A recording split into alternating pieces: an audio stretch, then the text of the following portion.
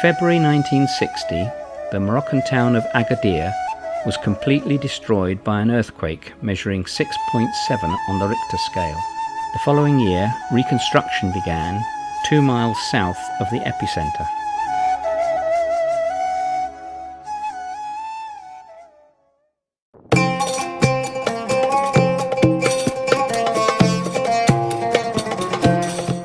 Agadir is now a modern city. It sits on the Atlantic coast and is famed as Morocco's premier beach resort.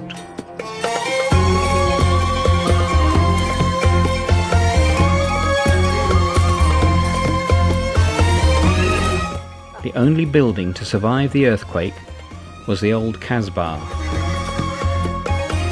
Perched high up on a hill, it is now a tourist site, providing a wonderful bird's-eye view of the new city. The barren area that can be seen in the foreground is the site of the old city. This is Abdul, my taxi driver and guide. He is 65 and swears that his good health is attributed to rubbing argan oil into his skin once a week.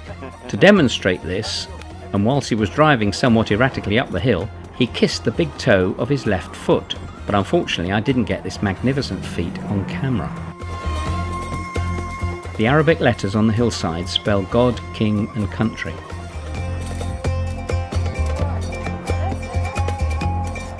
A group of us set out from Agadir with a very knowledgeable guide named Adil and headed south to Tiznit, some 95 kilometres away. We stopped at a number of places of interest, the first of which was this typical ceramics factory on the edge of the village of Sidi Bibi.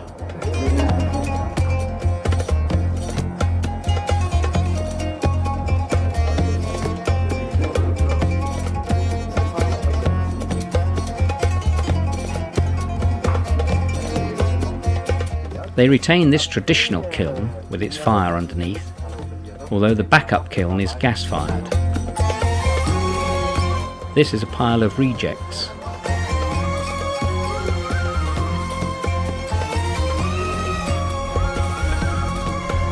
After some kilometres we took a detour to the barren Atlantic coastline in the middle of nowhere.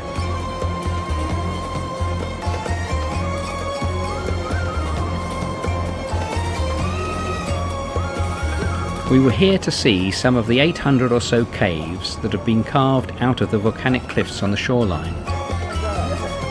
The caves are used by fishermen and surfers, mostly from Scandinavia. The only building for miles around is a hotel which is kept open by a steady stream of visitors from the Nordic countries.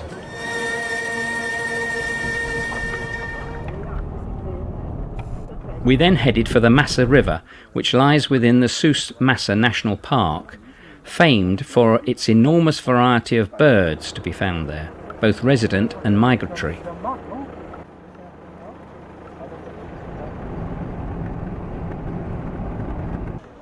The town of Tiznit is a relatively new creation as a trading centre in the south.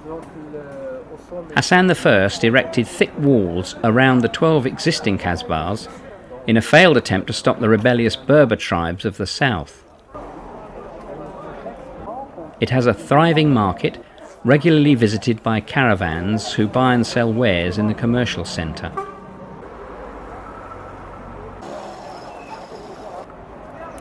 These fellas are selling freshly roasted corn on the cob.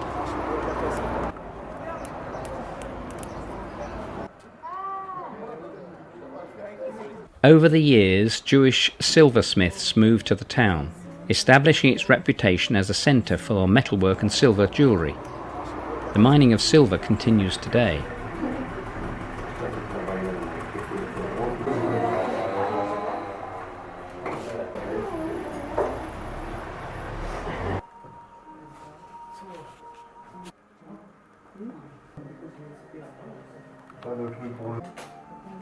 Some of the group bartered for souvenirs.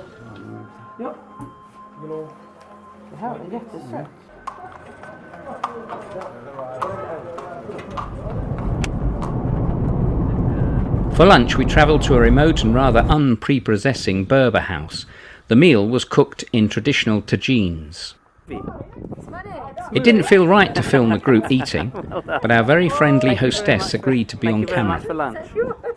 This is the spectacular view from the rear of the house. That's a banana plantation down there.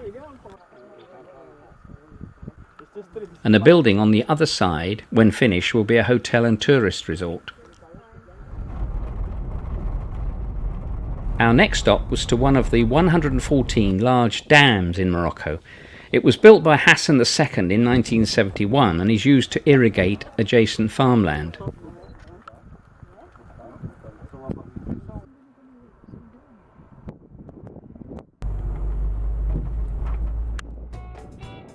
On then to an area known as Little Sahara, which is not really a desert. Over the eons, easterly winds have blown sand from the Sahara over the Atlas Mountains to create this pseudo-desert.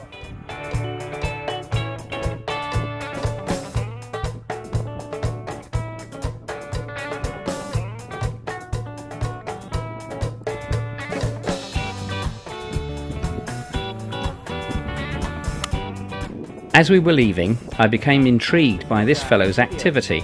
He was quite happy to be filmed. I guess tracksuits are part of Bedouin dress these days.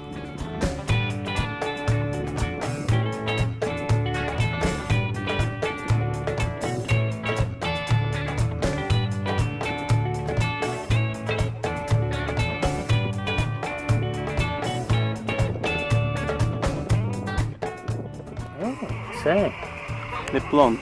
Plant, is it? Oh, right. And what is it? Soothing? The plant, marijuana. Marijuana plant.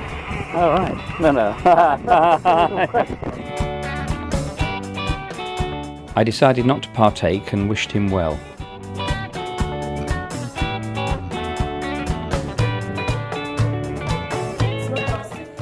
With Abdul's advice about argan oil ringing in my ears, I persuaded our guide to stop at a small shop making and selling argan oil products on our way back to Agadir. We were told it cured anything and everything, and although I didn't buy any, I did inquire as to how long and with what frequency I should rub it in before I could manage to kiss my big toe. I received a puzzled look.